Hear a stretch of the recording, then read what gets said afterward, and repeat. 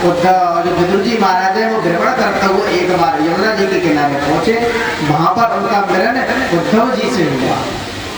उद्धव जी से जब वार्तालाप हुई तो पूछा विदुर जी ने कि उद्धव जी एक बात बताएं कि भगवान कैसे हैं। विदुर जी ने पूछा उद्धव जी से कि भगवान कैसे हैं। जब ये बात पूछी तो उद्धव जी ने कहा कि हम क्या बताएं। अरे भाई सूर्य अस्त हो रहा हो, सूर्य अस्त हो रहा हो, कोई व्यक्ति पूछे कि दिन कितना बचा है तो क्या उत्तर दिया जाएगा? सूर्य अस्त होने जा रहा है। और कोई पूछे कि दिन बचा कितना है तो कोई उत्तर है इसका? है तो दिन तो ढल गया। तो ऐसे ही कहते हैं कि हम क्या बताएं, भगवान तो धाम को छोड़ के चले गए। अब बताने के लिए बचा ही क्या है? उन्होंने कहा भगवान छोड़ के चले गए। उन्होंने कहा हाँ, तो अपनी लीला को पूरी करके चले गए। पूछा यदि भगवान छोड़ के गए तो कुछ उपदेश दे के गए होंगे, कुछ कह के गए होंगे। तब उद्धव जी ने कहा कि विदुर जी महाराज धन्य है आप, भगवान को पूरी दुनिया याद करती है और जाते समय में भगवान ने आपको याद करा और भगवान ने बहुत सुंदर उपदेश भी दिया था। लेकिन मैं आपको उपदेश नहीं दे सकता, मैं भगवान के विरह में इतना व्याकुल हूँ कि मैं कुछ कह ही नहीं सकता। और यदि आपको उपदेश सुनना है तो आप हरिद्वार में जाए, मैत्री जी से मिलन करें। कहाँ पे? हरिद्वार में मैत्री जी से मिलन करें। और विदुर जी महाराज हरिद्वार पहुंचे और मैत्री जी से मिलन हुआ है। मैत्री जी से मिलन हुआ और जैसे ही पहुंचे प्रणाम किया, स्वागत सत्कार किया। देखिए जात पात पूछे नहीं कोई, हरि को भजे सो हरि को हुई। जात बराबरी मायने नहीं रखती। यदि आप भगवान के भक्त हैं तो इसमें जात बराबरी नहीं, क्योंकि जो मैत्री जी है वो तो ब्राह्मण है, लेकिन और जो विदुर जी है वो दासी पुत्र है, लेकिन फिर भी खूब सत्कार किया, गले से लगाया मैत्री जी ने और बड़े आदर से आसन दिया, जलपान कराया। और मैत्री जी ने एक प्रश्न पूछा, दो प्रश्न पूछे मैत्री जी से, दो प्रश्न विदुर जी महाराज ने करे। पहला प्रश्न किया करा कि सुखाय कर्माणि करोतु लोके नाथम सुखम वा श्रवणे ददाह। पहला प्रश्न करा सुखाय कर्माणि करोतु लोके, ये संसार के व्यक्ति सुखी होने के लिए कर्माणि करोतु लोके अनेक प्रकार के कर्म कर लेते हैं। इसके लिए सुख होने के लिए, लेकिन जितना सुखी होने के लिए प्रयास करते हैं उतने दुखी हो जाते हैं। आखिर ऐसा क्यों? हम चाहते हैं सुखी हो जाए, सुखी से हमारा जीवन व्यतीत हो और उसके लिए खूब धन कमाना है, खूब मेहनत करना है, लेकिन फिर भी हम दुख को प्राप्त कर रहे हैं, ऐसा क्यों? और दूसरा प्रश्न करा कि परमात्मा इस सृष्टि को कैसे बनाते हैं। जो पहले प्रश्न राजा परीक्षित ने करा, अब वो प्रश्न मैत्री जी से विदुर जी महाराज कर रहे हैं। पहला प्रश्न करा सुखाय कर्माणि करोतु लोके, और मैत्री जी ने कहा देखो आप भले ही कितना सुखी होने का प्रयास कर लो, लेकिन आपको सुख नहीं मिलने वाला। क्यों? क्योंकि ये संसार दुखालय है। गीता में लिखा है दुखालम इति शाश्वत। अब आप यदि भंडारे में जाए तो वहां क्या मिलेगा? भंडारे में क्या मिलता है? अरे बोला आपकी खान की बात है रही है, खावे के नाम से मैं भूल जाए करो। भंडारे में क्या मिले?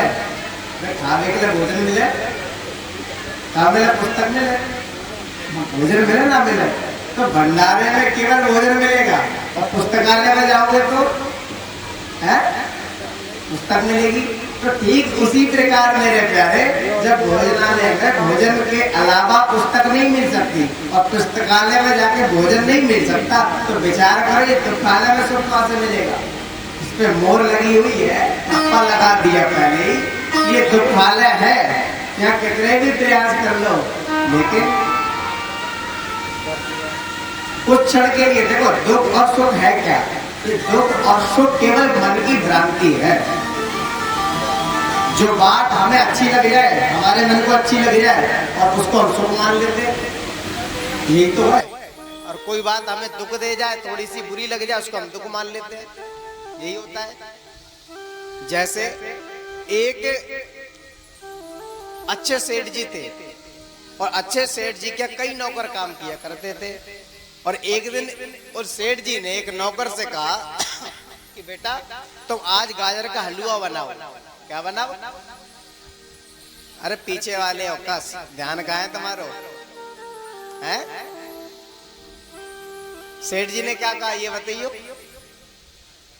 अरे आगे वाले तो सुनना, पीछे वाले से तो सुन लू मैं। गाजर का हलवा खाओ कभी? गाजर का हलवा खावे के नाम पे तो भूल जाए करो है? सेठ जी ने कहा कि जाओ गाजर का हलवा बनाओ, और उसने नौकर ने बनाया, लेकिन बेचारा इतना व्यस्त था वो हलवा जल गया। अब जब मालिक के पास पहुंचा, मालिक ने बहुत डांट लगाई कि क्या है, तुमसे हलवा बनाने के लिए कहा, वो भी गाजर का, और तुमने ये क्या करा? पूरा जला के रख दिया, बर्बाद कर दिया, और इतना पैसा बर्बाद कर दिया। और इतनी सुनाई बेचारा नीचे मुंह करके सुनने लगा। क्या कर सकता है, मालिक सुना रहा है। इतना दुखी हो गया वो गाजर के हलवे के लिए। और लेकिन एक व्यक्ति नाच रहा था, एक व्यक्ति अपने घर छोड़ के द्वार पे आकर नाच रहा था। किसी पड़ोसी ने पूछा बेटा तू नाच क्यों रहा है? उसने कही आज मेरे घर आलू की सब्जी बन गई, मैं नाच रहा हूं। अब बताओ क्या सुख है क्या दुख है? एक इसलिए नाच रहा है कि उसने आलू की सब्जी खा ली, और एक इसलिए दुखी हो रहा है उसका गाजर का हलवा जल गया। तो क्या सुख मानोगे आप? समझ में आ रही है ना? हाँ जी ना जी? अरे हाँ जी ना जी, जोर से बोला करो। तो कहने का अभी केवल तात्पर्य यही है कि आपकी केवल मन की क्रांति है, सुख और दुख जिसको हमने मान लिया वही सुख हुआ और वही दुख हुआ, अन्यथा कोई और विशेष बात नहीं है। लेकिन फिर भी यदि आप अपने कार्य को बनाना चाहते हैं तो जब भी हो भगवान का नाम लेके कोई भी कार्य शुरू कर दें, और कार्य आपका सफल होगा, आपको प्रसन्नता होगी, और उसी प्रसन्नता को आप सुख मान बैठेंगे। अन्यथा दुखालमिति शाश्वत, दुख के अलावा कुछ नहीं मिलेगा। और दूसरा प्रश्न किया कि परमात्मा सृष्टि को कैसे बनाते हैं। तो मैंने अभी आपको बताया, पहले नारायण से ब्रह्मा बने, और ब्रह्मा जी के हाथ में सत्ता सौंप दी, और ब्रह्मा जी से कहा तुम जाओ सृष्टि का विस्तार करो। और ब्रह्मा जी ने क्या करा? ब्रह्मा जी ने सबसे पहले मानसीय सृष्टि की, और मानसीय सृष्टि में सबसे पहले उन्होंने 4 पुत्रों को जन्म दिया। कितने पुत्रों को? 4। इनके नाम है सनक, सनंदन, सनातन, सनत कुमार। इन 4 भाइयों को प्रकट किया, और इनसे कहा कि जाओ बेटा तुम सृष्टि का विस्तार करो। इनने मना कर दिया कि हम नहीं, आपके कोई सहयोग नहीं करेंगे सृष्टि में। ब्रह्मा जी ने कहा अच्छा चलो एक काम करते हैं, तुम्हारी शादी करा देते हैं। जब तुम बड़े हो जाओगे तो तुम्हारी शादी करा देंगे, और शादी करोगे तो सृष्टि तो वैसी बढ़ेगी, जनसंख्या बढ़ेगी। तो अब शरद कुमारों ने कहा अच्छा शादी बड़े होने पे होती है? मैंने कहा बिल्कुल होती है। तो चारों भाइयों ने संकल्प कर लिया, हाथ में जल ले लिया, संकल्प कर लिया कि आज से हम कितने भी बड़े हो जाएं लेकिन इतने ही रहेंगे, 5 वर्ष के ही दिखाई देंगे। तो शरद कुमार है तो पूर्वजों के पूर्वज, लेकिन इनको अगर देखा जाए तो केवल देखने में 5 वर्ष के बालक लगते हैं, और है पूर्वजों के पूर्वज। ब्रह्मा जी को बड़ा क्रोध आया। ब्रह्मा जी ने कहा कैसी बालक मैंने पैदा करे जो मेरी आज्ञा नहीं मानने। और ब्रह्मा जी को जब क्रोध आया तो उनकी भ्रकुटी का भेदन करते हुए एक और बालक प्रकट हुआ, और जैसे ही वो बालक प्रकट हुआ तो रोने लगा, और रोने लगा तो इसलिए उनका नाम पड़ गया रुद्र। वो रुद्र भगवान की। और ये रुद्र कौन है? साक्षात हमारे भोले बाबा हैं, हमारे भोले बाबा का प्रकट हुआ। और ब्रह्मा जी ने उनसे भी यही कहा कि जाओ आप सृष्टि का विस्तार करो। ब्रह्मा जी ने कहा देखो संतान वो श्रेष्ठ है जो अपने माता पिता की आज्ञा का पालन करे। देखो 3 प्रकार की मैंने कल आपको बताई, लड़का और बेटा और क्या बताया पुत्र। ऐसे ही 3 प्रकार के बालक भी होते हैं। पहला बालक तो वो है जो अपनी माता को, जैसे मान लो माता को प्यास लगी है माता प्यास बस मन में सोच रही है कि मैं पानी पीने जाऊं, और जैसे ही उसने मन में सोचा माता ने, अपने पैर बढ़ाए, उतने में बच्चे ने पता नहीं कैसे समझ लिया कि मेरी माँ को प्यास लग रही है, तो बच्चा दौड़ के गया, पानी ला के दे दिया कि लिए भैया पानी पी। तो ये कौन सा पुत्र है? ये सर्वश्रेष्ठ पुत्र है। माता पिता ने कहा भी नहीं और कहने से पहले ही बात को पूरा कर दे, इससे बड़ा पुत्र कौन होगा? और दूसरा पुत्र, माता ने कहा कि लाला प्यास लग रही है, चल लिया और गया और दौड़ के ले मारे जल पी। दूसरा पुत्र हो गया। और तीसरा पुत्र, मैया कहती जा रही है, ए लाला जइयो ने पानी लेके आइयो। और लाला लगा मोबाइल चलाने में, वो काय को मोबाइल चला रहा है वो, और मैया कह के परेशान है, लाला जाना पानी लिया, अरे पानी लेके आ जा। और वो सुनी नहीं रहा। अरे मैया कहते कहते भले ही प्यासी चली जाए, वो ये संसार छोड़ जाए, लेकिन बेटा कससे मसली होने वाला। तो ये तो बिल्कुल अधम संतान है। भगवान शंकर ने सोचा चलो मैं पहला पुत्र नहीं बन पाया, मेरे पिताजी को कहना पड़ा, तो चलो कोई बात नहीं, तो अब दूसरा बन जाता। तो भगवान शंकर ने सृष्टि प्रारंभ की। उनकी सृष्टि भी देख लो कितनी अनोखी हो रही है। इन्होंने अपनी सृष्टि में भूत, प्रेत, डाकनी, शाकनी, राक्षसनी और जिंद और जितने भी होते हैं ना, सब प्रकट कर दिए। किसी का एक सर है तो किसी का हाथ नहीं, और किसी के दो दो हाथ है तो किसी का सर ही नहीं, और किसी की नाक आंख में, किसी की आंख मुंह पे। ऐसी सृष्टि बनाई। और किसी के चार चार हाथ है तो कोई महाराज पैर सिर पे लेके घूम रहा है। ब्रह्मा जी ने विचार किया कि मेरा जो पुत्र है वो सृष्टि का विस्तार कर रहा है, तो क्यों ना मैं सृष्टि को देख के आऊं आखिर कैसे बनेगी। और जैसे ही विचार करके ब्रह्मा जी इस आए लोक में, देखा तो महाराज देख के ब्रह्मा जी डर गए। और ब्रह्मा जी इतने डर गए कि देख के तुरंत अपने लोक को पहुंच गए। और कहते हैं कि अरे बेटा ये सृष्टि तू बढ़ाने वाली बना रहा है या बिगाड़ने वाली बना रहा है? ये तो नष्ट करने वाली है, इसीलिए इस सृष्टि का यहीं पर रोक लगा दो। और भगवान ने उस सृष्टि को वहीं पर रोक दिया। और भगवान ने पूछा कि अब मैं इनको लेके जाऊंगा। भगवान शंकर ने कहा मैंने इनको बना तो दिया है, रहने के लिए स्थान कहाँ पे दूं? तो भगवान ने कहा जा तुम दक्षिण दिशा में चले जाओ। और दक्षिण दिशा में कहला तो इसीलिए तो कहा कि जाओ दक्षिण दिशा में जाओ। इसीलिए आज भी कहते हैं ना, आपने सुना होगा किसी बुजुर्ग से, कहते हैं कि लाला दक्षिण दिशा में पैर करके मत सोइए, भूत पकड़ ले। क्योंकि भगवान का जो स्थान जो भूत प्रेतों को मिला है वो दक्षिण दिशा में मिला है। इस प्रकार सृष्टि बनी और रोक दी गई। ब्रह्मा जी ने मानसिक सृष्टि में 10 पुत्र और प्रकट करे। अगस्त, पुलस्त, अंगिरा इत्यादि सबसे छोटे के नारद हुए थे। सबसे छोटे नारद। नारद से कहा कि तुम सृष्टि का विस्तार करो। नारद जी ने मना कर दिया कि मैं क्यों सृष्टि का विस्तार करूं? जब मेरे बड़े भाई सब साधु संत रहे तो मुझे क्यों इस माया जाल में फंसा रहे? ब्रह्मा जी ने कहा ये भी ऐसे निकला, ये भी नहीं सुनना। ब्रह्मा जी ने कहा कि बहुत हो गई, कब तक मैं अपने शरीर से सृष्टि को बनाऊंगा? ब्रह्मा जी ने कहा कि अब ऐसा काम कर दो सृष्टि अपने आप बनती रहे। तो ब्रह्मा जी एक बार शांत बैठे थे और ब्रह्मा जी ने अपने शरीर के 2 भाग किए। एक भाग से मनु जी महाराज को प्रकट किया और दूसरे भाग से शतरूपा जी को प्रकट किया। और इन दोनों का जोड़ा जब सुंदर जोड़ा दिखाई दिया ब्रह्मा जी को, तो दोनों का पानी ग्रहण संस्कार कराया, शादी कराई और इनसे कहा जाओ तुम सृष्टि का विस्तार करो। जब इनसे कहा तो इन्होंने कहा कि महाराज सृष्टि के विस्तार के लिए जमीन चाहिए, पृथ्वी चाहिए। पृथ्वी कहाँ है? पृथ्वी देखी तो रसातल में जाकर डूब गई। अब क्या हो? ब्रह्मा जी को बड़ा दुख हुआ। ब्रह्मा जी ने कहा कि ऐसे तैसे तो इससे मुसीबत से निकले और दूसरी मुसीबत और सामने आ गई। ब्रह्मा जी विचार करने लगे और उसी समय ब्रह्मा जी को छींक आई और छींक से ब्रह्मा जी के नाक से एक और बालक, एक गण प्रकट हुआ और देखते देखते उसने विशाल रूप धारण कर लिया बराह भगवान का अवतार हुआ। बोलो बराह भगवान की जय। बोलो ना बराह भगवान की।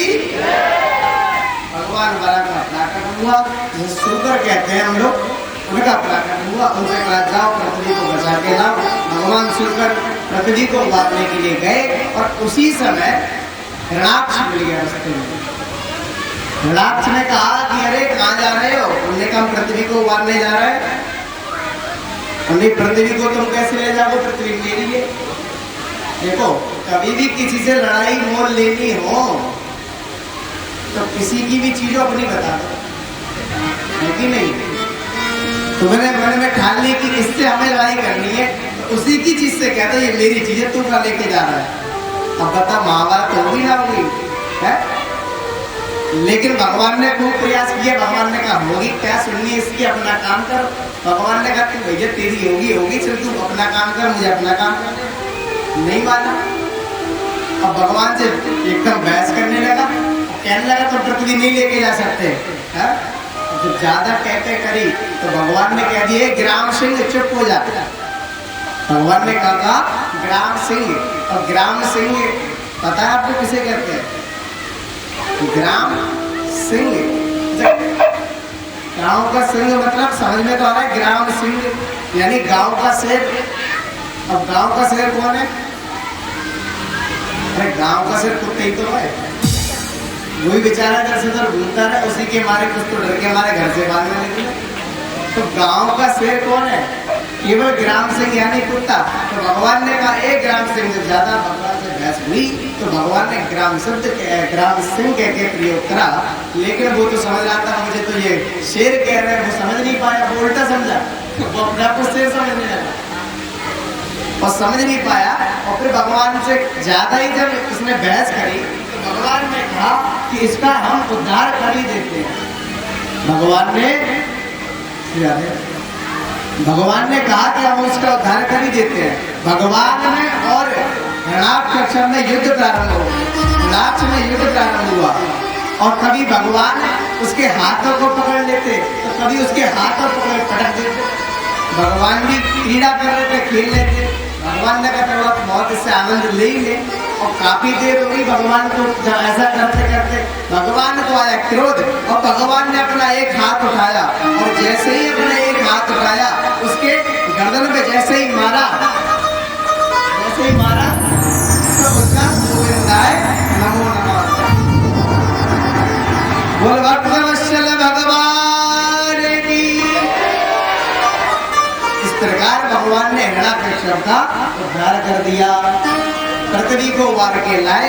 और पृथ्वी के मन में अभिमान हो गया कि बताओ भगवान को मेरे लिए सुअर का रूप धारण करना पड़ा, मेरे लिए, मेरे बिना तो भगवान की लीला चलती। जब पृथ्वी के मन में अभिमान हुआ तो भगवान ने कहा चलो इसका भी अभिमान दूर करते हैं। भगवान तो किसी का अपमान नहीं रखते ना। भगवान के द्वार पे जब भी जाओ मेरे प्यारे तो अपना अभिमान अपने घर की खोटी पे, जब खोटी होती है तो कपड़े टांगते हो वही टांग के चले जाओ। भगवान ने जब पृथ्वी के मन में अभिमान देखा तो भगवान ने कहा चलो तुम्हारा अभिमान दूर कर देते हैं। और भगवान अभिमान दूर करने के लिए श्रीराम वृंदावन पहुंच गए।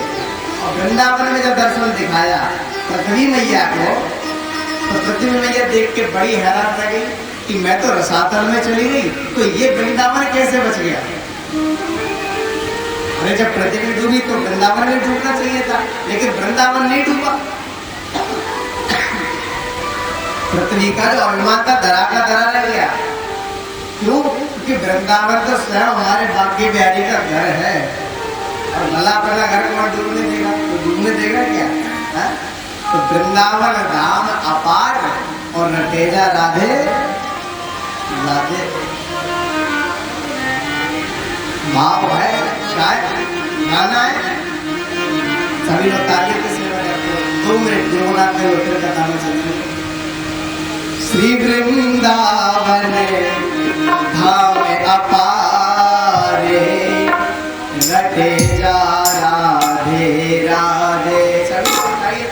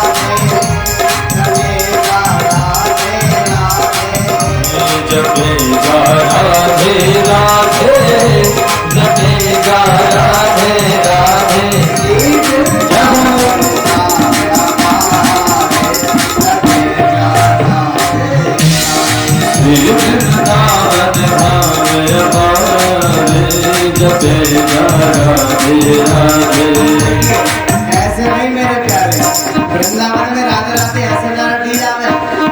हाँ, देखो मस्तक पे लगी मिट्टी किसी चंदन से कम नहीं, मस्तक पे लगी माटी किसी चंदन से कम नहीं, और ये मैंने गाँव भी किसी वृंदावन से कम नहीं, तो वृंदावन से कम नहीं, तो वृंदावन वाले बन जाओ। उठाओ तो हाथ, श्री राधे।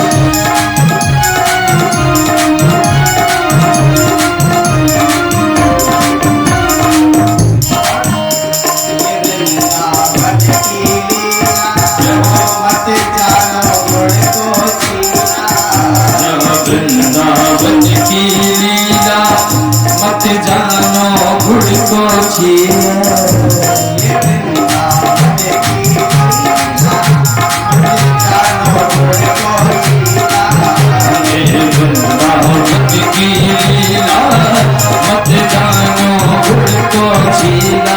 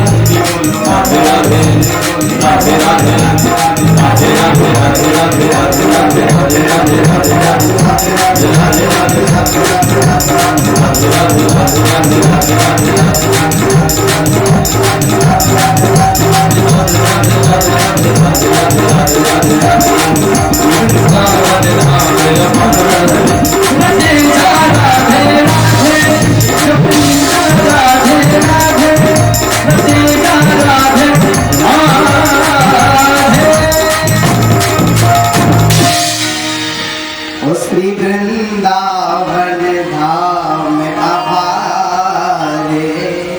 अब आपकी आवाज आनी चाहिए, गाना तो जानते होगे ना, अब इनकी आवाज आएगी, आपकी आवाज आनी चाहिए। श्री वृंदावन धाम अपारे रटे जा, हाँ श्री वृंदावन धाम अपारे रटे जा। वृंदावन बिहारी लाल की। ऐसा वृंदावन का दर्शन कराया और सारा अभिमान दूर किया और पृथ्वी मनु और शत्रुपा को सौंप दी गई। तब जाके मैथुन धर्म के द्वारा इस सृष्टि का विस्तार हुआ। कहते हैं कि देखो मनुष्य केवल एकमात्र मनु महाराज की संतान है। हम सब किसकी संतान है? मनु महाराज की। तो कहने वाले कुछ भी कहें, लेकिन हमें शास्त्र में जो लिखा गया है, रामचरितमानस में लिखा गया है, स्वयंभू मनु और सतरूपा। स्वयंभू मनु और सतरूपा।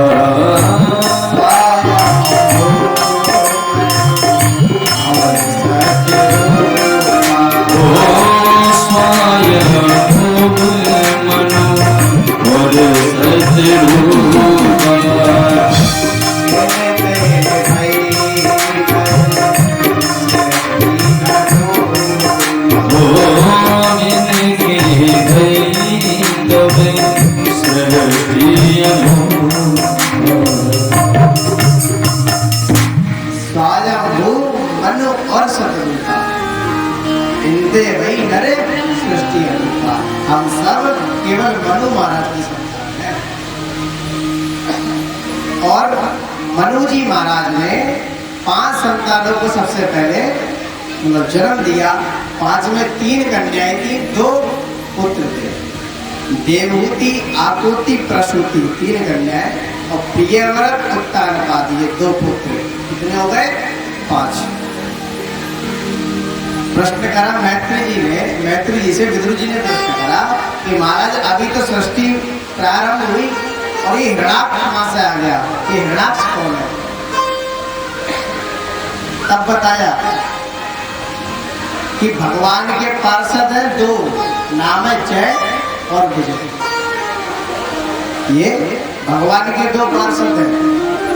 एक बार सनक सनंदन सनातन सनत कुमार चारों भाई भगवान का दर्शन करने के लिए पहुंचे, भगवान के धाम पहुंचे। इन्होंने कहा कि हमें भगवान के दर्शन करने हैं, तो उन जय और विजय द्वारपालों ने रोक लिया, कहा तुम अंदर नहीं जा सकते। क्यों? भगवान विश्राम कर रहे हैं। अरे भगवान से मिलने का समय होता है, ये थोड़ी मुंह उठाए चले आओ। इन्होंने जब ये बात कही तो सनत कुमार को बड़ी बुरी लगी। भगवान तो सदैव संत प्रेमी है, भक्त प्रेमी है, और आज हम संत भक्त भगवान के दर्शन करने को आए हैं और इनके द्वारपाल हमें रोक रहे हैं। तुरंत भगवान के पार्षदों को सनत कुमारों ने श्राप दे दिया कि तुमने यहाँ पे दुष्ट जैसा आचरण किया है, असुरों वाला आचरण किया है, इसीलिए हम तुम्हें श्राप देते हैं, तुम 3 जन्मों तक असुर बनो। 3 जन्मों तक। कितने जन्मों तक? 3 जन्मों तक। और जब भगवान को पता चला, भगवान द्वार पर ही आए और भगवान ने कहा देखो इन्होंने अपराध किया तो इन्हें दंड मिला, ये बहुत अच्छा किया, और इनके साथ साथ मुझे भी दंड मिलना चाहिए। भगवान कह रहे हैं क्यों?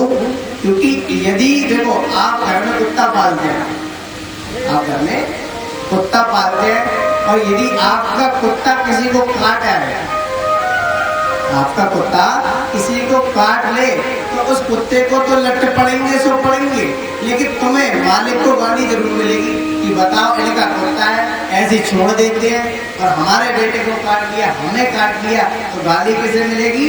मालिक को। तो भगवान कहते हैं भैया ऐसे ही मेरे सेवक का अपराध यानी मेरा अपराध नहीं है, मेरे सेवकों ने अपराध किया है, तो थोड़ा बहुत दंड मुझे भी मिलना चाहिए। और भगवान ने कहा मेरा दंड ये है, ये 3 जन्मों तक कौन असुर बनेंगे, तो मैं 4 जन्मों तक इनका उद्धार करने के लिए धराधाम पे आऊंगा। भगवान ने कहा तो आज पहला इनका जन्म हुआ हिरण्याक्ष और हिरण्यकश्यप। सबसे पहले ये क्या बने? हिरण्याक्ष और हिरण्यकश्यप। तो भगवान क्या बन कर आए? अभी 12 बन के आए, और आगे आप सुनेंगे भगवान नरसिंह बन कर आएंगे, हिरण्यकश्यप को उद्धार करेंगे। पहला जन्म उनके 2 जन्म, 1 जन्म हुआ भगवान के 2 जन्म हुए, और दूसरे में रावण और कुंभकर्ण बने, तो भगवान का तीसरा जन्म हो गया, राम बनकर आए। और चौथे में शिशुपाल और दंतवक्र बन के आएंगे, तो भगवान का कृष्ण बन के आना होगा। तो इस प्रकार वो तो 3 असुर बनकर आए, तो भगवान ने 4 बार जन्म दिया। तो ये कोई भगवान के पार्षद हैं, कश्यप और दिति के संतान है। इधर भगवान की छाया से एक और संत का प्रादुर्भाव हुआ, ब्रह्मा की छाया से, इसका नाम है कर्दम। कर्दम ऋषि का जब जन्म हुआ, इनसे कहा ब्रह्मा जी ने तुम सृष्टि का विस्तार करोगे तो तुम्हारा विवाह करा दे। इनने मना किया कि हमें विवाह नहीं करना, हमें भगवान का भजन करना है। तो भगवान का भजन करने के लिए इन्होंने कई वर्षों तक तप किया, कई वर्षों तक तब तो किया, लेकिन तब करते करते करते करते इनके मन में विचार आया कि संसार के जो व्यक्ति होते हैं वो पहले गृहस्थ जीवन को प्रवेश करते हैं। सबसे पहले गृहस्थ आश्रम, 4 आश्रम होते हैं, आगे आप श्रवण करेंगे। 4 आश्रमों से व्यक्ति सबसे पहले गृहस्थ आश्रम में जाता है, लेकिन मैं कैसा, मैं सीधे संत बन गया, सीधे संन्यास ले लिया।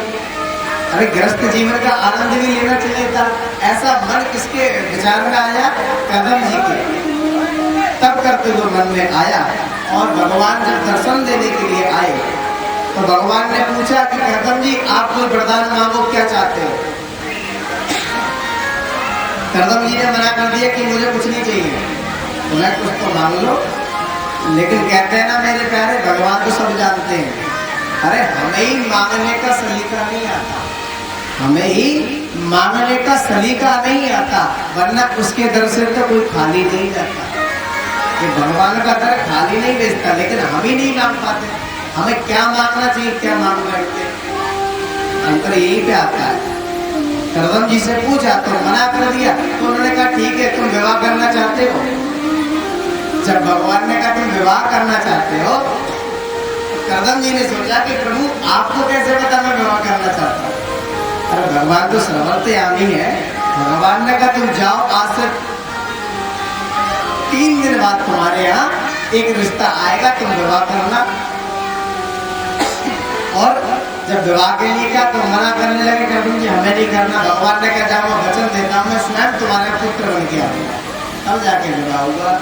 भगवान ने कहा था 3 दिन, उन्होंने पूरी तैयारी करी, अपना आश्रम सजाया, कुटिया सजाई, सोच रहे थे 3 दिन, और हमारा 3 दिन तो कई दिन बीत गए, उन्हें 3 दिन तो कई दिन के भरोसे लगने लगे। अब विवाह का जिसका विवाह वही समझे, हाँ कितने दिन, एक एक दिन कितना भारी पड़ता हो दूल्हे को। तो वैसे ही करदम जी कह रहे थे अब तो 3 दिन कब होंगे कब होंगे, 3 दिन हुए। और भगवान के कहने पर मनु महाराज अपनी बेटी देवहूति को लेके आए। किसको? देवहूति। और उनकी पत्नी भी आई, शत्रुपा भी आई, तीनों आए, पाणी ग्रहण की बात रखी गई, विवाह पक्का हुआ। और कह दिया कि जाइए आज से आपका विवाह होगा, और दोनों का पाणी ग्रहण संस्कार धूमधाम से होगा। देवहूति जी विदा होके अपने घर पे आई, अपने ससुराल आई। देखो जब हमारा विवाह होता है तो हम लोग कितनी तैयारियां करते हैं, और विवाह के बाद भी कोई ना कोई तैयारी करते हैं, हाँ। लेकिन करदम जी की तैयारी कैसी थी? केवल विवाह से पहले तैयारी थी, और विवाह के बाद कोई तैयारी नहीं। सीधे आए और देवहूति जी के सुंदर स्वरूप को देखने लगे करदम जी, और विचार करने लगे कि हमारी पत्नी कितनी सुंदर है, और जब हमारी पत्नी इतनी सुंदर है तो उसको बनाने वाला कितना सुंदर होगा। मन में ये भाव आया, और ये भाव आया तो मानो उनकी समाधि लग गई। विवाह होते ही समाधि में बैठ गए, और 1-2 दिन की नहीं, 1-2 घंटे की नहीं, कई वर्षों तक, यहाँ तक कि ऐसा लिखा है कि जब इनकी समाधि पूरी हुई तो इन्होंने देखा एक बूढ़ी अम्मा झाड़ू लगाने गए हमारे आश्रम में। उन्होंने नेत्र खोला तो पूछा देवी जी आप कौन है? अपनी पत्नी से देवी कह रहे हैं देवी जी आप हैं कौन?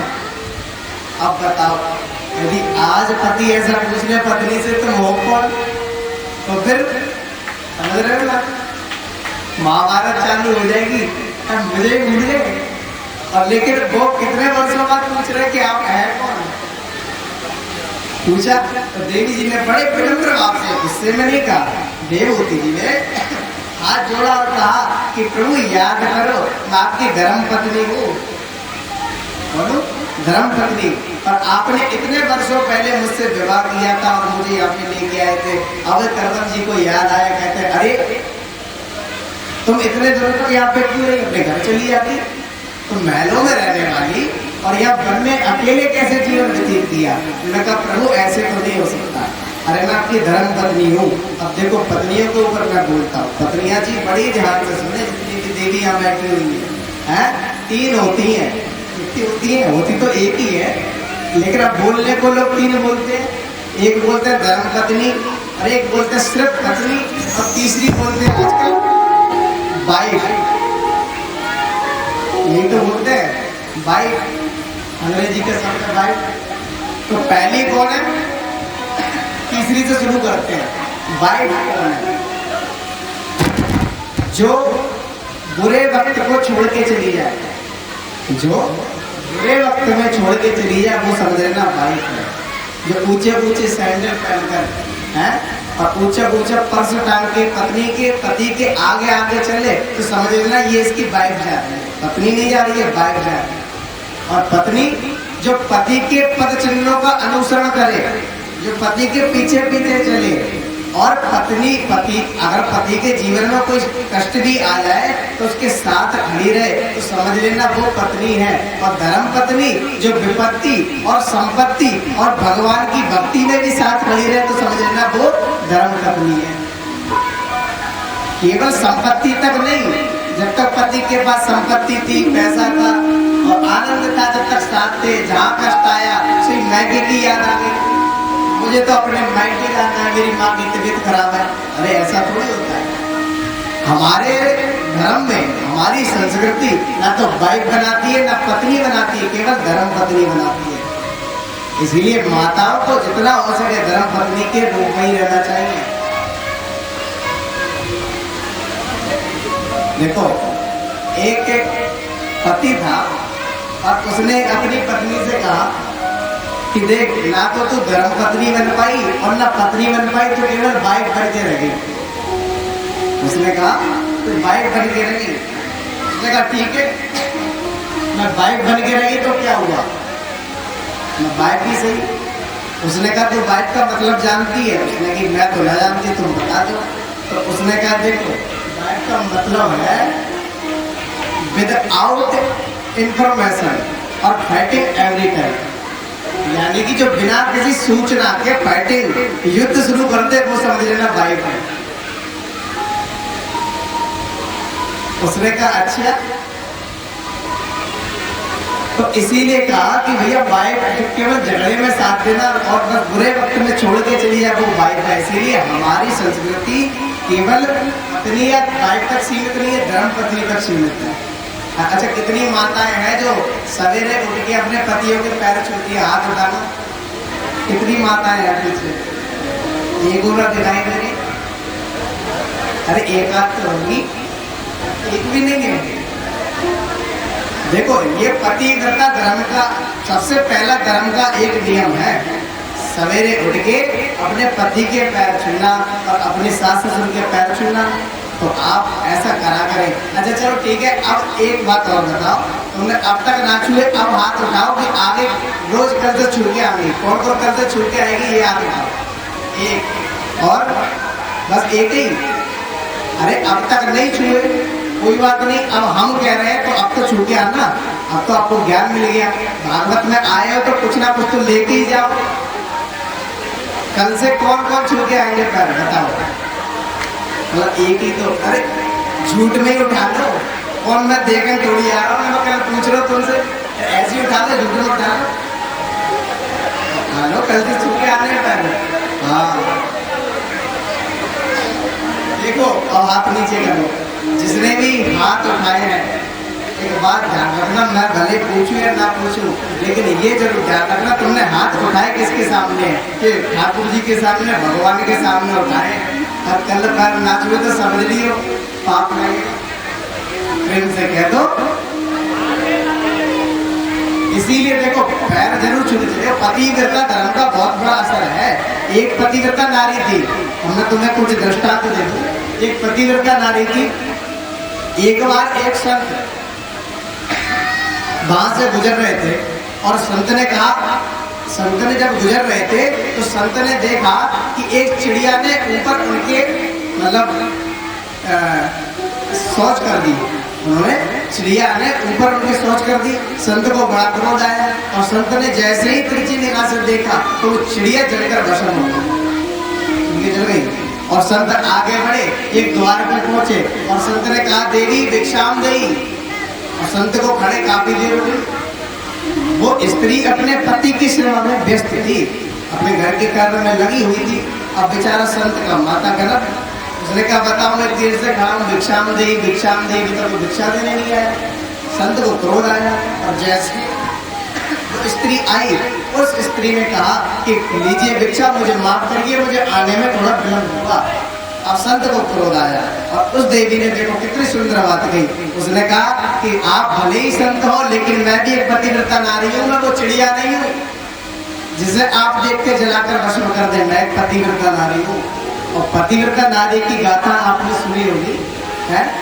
पतिव्रता नारी तो भगवान से, यमराज से अपने पति के प्राणों को भी छीन के लाती है, है? पतिव्रता नारी तो सूर्य अस्त भी नहीं होने देती।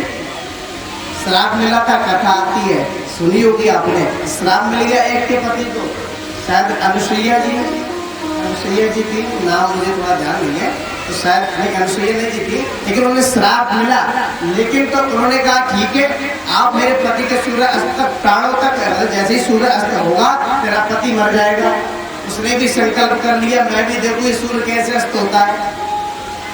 सूर्य अस्त नहीं हुआ, कई दिन बीत गए, कई दिन बीत गए, लेकिन सूर्य अस्त नहीं हुआ। तो मेरे कहने का मतलब है, ये सामर्थ्य है पतिव्रता नारी में।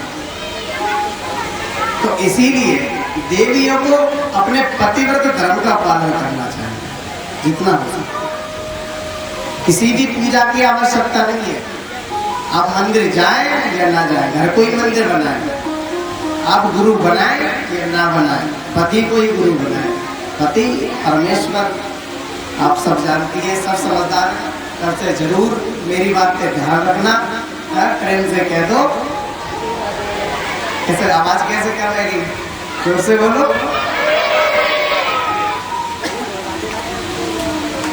देवहूति जी ने कहा कि मैं आपकी धर्मपत्नी हूँ, इसीलिए मैं आपको छोड़ के नहीं गई, आपकी सेवा में लगी हुई थी। और बड़े प्रसन्न हुए करदम जी, उन्होंने कहा वरदान मांगे। तो वरदान क्या मांगे? आप जानते हैं पत्नी की क्या याचना होती है। पत्नी की याचना केवल पुत्र संतान प्राप्ति की होती है। करदम जी ने याद आया कि भगवान हमारे यहाँ जन्म लेंगे, तो करदम जी के जब भगवान ने करदम जी को दर्शन दिए थे, तो उस समय भगवान की आंखों से आंसू निकले, और वो आंसू निकले तो एक बिंदु नामक सरोवर बन गए थे। और उसी सरोवर में जाकर करदम और देवहूति जी ने स्नान किया। और जैसे ही स्नान किया तो वहां तो बूढ़े थे, लेकिन करदम जी 18 वर्ष के हो गए और देवहूति जी 16 वर्ष की परम यौवन हो गई। और उन्होंने पुष्पक नामक विमान बनाया। अब जो हवा में होते हैं ना, हवाई जहाज और एरोप्लेन, ये सब पहले ही बन चुके हैं। हमारे ऋषि मुनियों ने पहले ही इनका आविष्कार कर दिया है। करदम जी ने अपने भजन के प्रभाव से एक विमान बनाया जो मन से चलने वाला था। इसको चलाने के लिए ड्राइवर चाहिए, उसको चलाने के लिए मन चाहिए।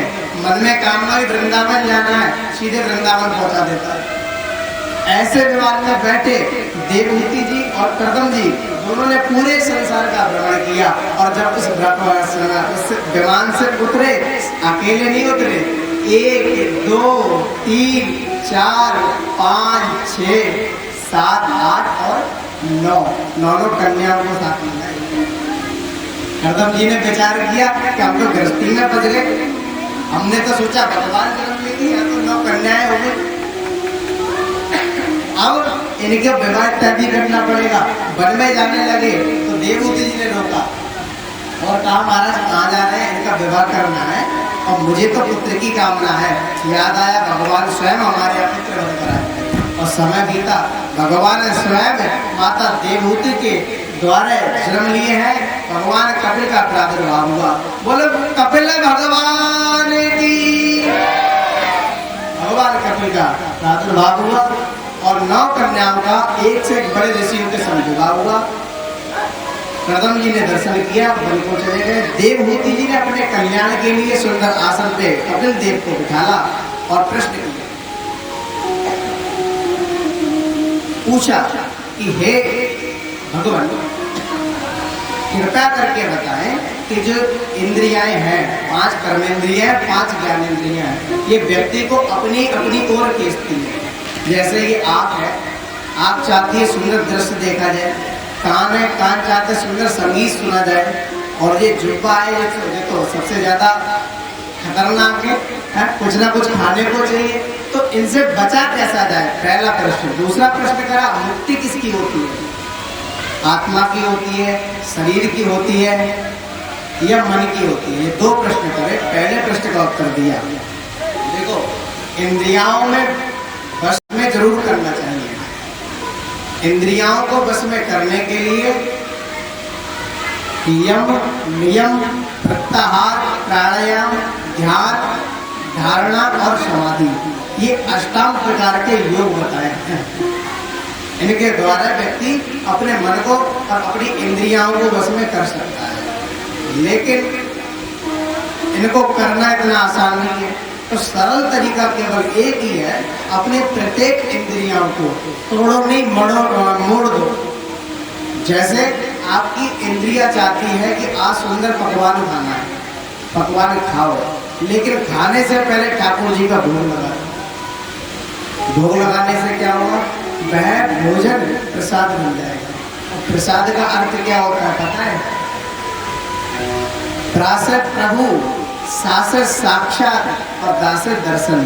प्रभु के साक्षात दर्शन और वह प्रसाद अपना असर दिखाएगा, हमारे अंतःकरण को शुद्ध करेगा और जो बाहर के बुरे व्यवहार विचार आते हैं वो सबको नष्ट कर देगा। इसीलिए जब भी भोजन करो पहले ठाकुर जी का भोग लगाओ। ये इंद्रियों को बस में करने का है। जैसे सुंदर संगीत सुनने का मन कर रहा है, कान चाह रहा है कुछ अच्छा सुना जाए तो भगवान के भजन सुनो, गाने मत सुनो। गाने सुनोगे तो पता ही है आजकल के गाने कैसे कैसे आ रहे हैं, ऐसे ऐसे आ रहे हैं कि महाराज जब ना बिगाड़ने वाले वो भी बिगाड़ जाते हैं। तो इसीलिए जब भी कुछ सुनने का मन करे भगवान की कथा सुनो। इस प्रकार इंद्रियों को बस में कर सकते हैं। और रही बात मुक्ति की, तो मुक्ति शरीर की नहीं होती, आत्मा की भी नहीं होती, मुक्ति केवल मन से होती है। ये शरीर 5 प्रकार 5 तत्वों से बना है और 5 ही तत्वों में विलीन हो जाना है, मुक्ति नहीं होगी इसकी। आत्मा नैनम छंदति शस्त्राणी नैनम दहती पाव का, इसको ना काट सकते हैं ना पकड़ सकते हैं, कुछ नहीं कर सकते। आत्मा तो शाश्वत है, इसीलिए ना तो शरीर की मुक्ति होगी और ना आत्मा की मुक्ति, केवल मन से होगी। मन यदि संसार के प्रति आसक्त है तो हम इस संसार में बंधे हुए हैं, हम बंधन में हैं। और जिस दिन अनासक्त हो गया, संसार से हट गया, उस दिन हमारी मुक्ति हो गई। मनः एव मनुष्याणां कारणं बंधु मोक्षयो। केवल मन ही बंधन और मुक्ति का कारण है। कि मन की गति है अटपटी, झटपट लगे न कोई। और जब मन की खटपट मिटे तो झटपट दर्शन हो। मन के हारे हार है और मन के जीते जीते। मन ही मिलावत राम सो, मन ही करते भजी। तो केवल मुक्ति मन से हो सकती है। और इस प्रकार से सुंदर उपदेश दिया। समय का अभाव, उपदेश तो बहुत सुंदर है लेकिन कथा भी बहुत लंबी है, समय भी देखना है। आवाज 10 बज जाओगे तो तुम पीछे से लेकर लग जाओगे, भागने लग जाओगे। तो इसलिए तुम्हारा पूरा ध्यान देने पड़े हमें। कथा तो ध्यान में है ही, तुम्हारा जरूर ध्यान देना है हमें। फिर तुम्हें नींद ना आ जाए, तुम बिस्तर न पकड़ लो है, तो तुम बिस्तर पकड़ लोगे तो कथा कौन सुनेगा, और कथा कौन सुनेगा तो मुक्ति किसकी होगी है? ये कथा तुम्हारे लिए रखी गई है, तुम ही बिस्तर पकड़ लो है। और बहुत से तो ऐसे होंगे जो घर बैठे होंगे, आ ही न रहे होंगे। अच्छा देखो, यहाँ पर वही आ सकते हैं। मैंने कहा था ना पहले दिन, यहाँ पर अपनी मर्जी से तो नहीं आ सकता। अगर अपनी मर्जी से आ सकते थे तो केवल आप ही क्यों आए? और भी तो लोग हैं वो क्यों नहीं आ पाए? वो घर बैठे ही सोच रहे हैं कि घर बैठे क्या सोच रहे हो। जो घर बैठे हैं ना, उनके लिए मैं कहना चाह रहा हूँ, घर बैठे क्या सोच रहे हो। आओ कथा पंडाल काना कर देगा उद्धार। अगर उद्धार चाहते हो तो कथा पंडाल में आना पड़ेगा, कथा को श्रवण करना पड़ेगा। प्रेम से कह दो राधे। ऐसा सुंदर उपदेश अपनी माता देवहूति को दिया। और उपदेश तो काफी है, मन को लगाने को बताया कि देखो, अहम सर्वेषु भूतेषु भूतात्मा वस्तुतः सदा। जो दर्शन आप मंदिर में करते हैं वह दर्शन सब में करना चाहिए। केवल आप सोचो मंदिर में भगवान है और हम मनुष्यों में भगवान नहीं है, तो आपका दर्शन करना बेकार है। भाई एक विचार करो, मंदिर कौन बनाता है? हम में से कोई मिस्त्री होते हैं, मैकेनिक होते हैं, इंजीनियर होते हैं, तो डिजाइन तैयार करते हैं और ईंटें वगैरह सब मिलाकर मंदिर तैयार करते हैं। मूर्ति भी कोई हम में से आप जैसा कलाकार होता है और फिर उसकी प्राण प्रतिष्ठा कौन करता है? हम जैसे ब्राह्मण करते हैं। हम जैसे ब्राह्मण आके उसमें प्राण डालते हैं, प्रतिष्ठित करते हैं, तब जाके हम उसको पूजते हैं। यानी मंदिर किसने बनाया? किसने बनाया? हमने ही तो बनाया। और पूज कौन रहा है? हम ही पूज रहे हैं। लेकिन यहाँ पर जितनी मूर्तियां बैठी हुई हैं, आप सभी मूर्तियां हैं, लेकिन आपको किसने बनाया? और आपने किसने? ब्राह्मण ने प्राण डाले, आप में तो उसने डाले जिसको आप मंदिर में देखते हो। तो इसीलिए उसमें तो देखो मूर्ति पूजा एक बहुत बड़ा विषय है, इसके बारे में कभी चर्चा करेंगे।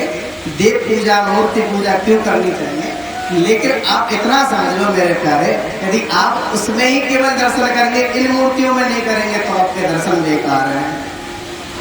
एक किसी कवि की बहुत सुंदर लाइनें हैं कि ना हो फूलों की कीमत तो कहीं उपवन नहीं मिलते, जो मन ही हो मरुथल तो कहीं सावन नहीं खिलते, कि जिसके दिल में ईश्वर की कोई मूरत नहीं कोई, उसे पत्थर ही दिखते हैं, कभी दर्शन नहीं मिलते। दर्शन नहीं मिलेंगे, मन में नहीं है। अगर आप इन सब से घृणा करके उसमें ही दर्शन करो तो बहुत बेकार है। एक संत का भाव है, संत ने कहा कल रात ईश्वर से मुलाकात हुई, कल रात ईश्वर से मुलाकात हुई, ज्यादा नहीं बस थोड़ी सी बात हुई।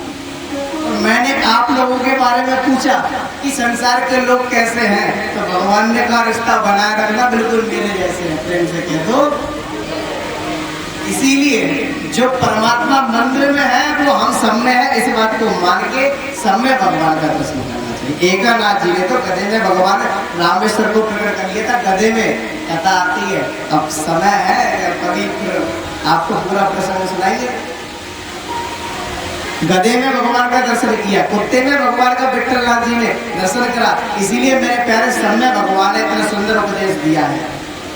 और यहाँ बताया कि कैसे जीव आता है और फिर कैसे अपना जीवन व्यापन करता है, फिर मर जाता है, और होता क्या है? पुनरपि जन्मम पुनरपि मरणम, और पुनरपि जन्मी जन्मेश है ना, बार बार आता है, बार बार जाता है, ऐसा आगमन लगा रहता है। इससे छुटकारा कैसे पाया जाए? माता ने पूछा, तो इससे छुटकारा केवल भगवान की भक्ति है, सार केवल एक ही है। और ऐसा सुंदर उपदेश लेके देवहूति जी सिद्धा नाम की नदी बनी और अपना दह जल में प्रवाह दिया, और कपिल देव ने प्रणाम करके अपना स्थान ग्रहण किया। बोल कपिल भगवान की।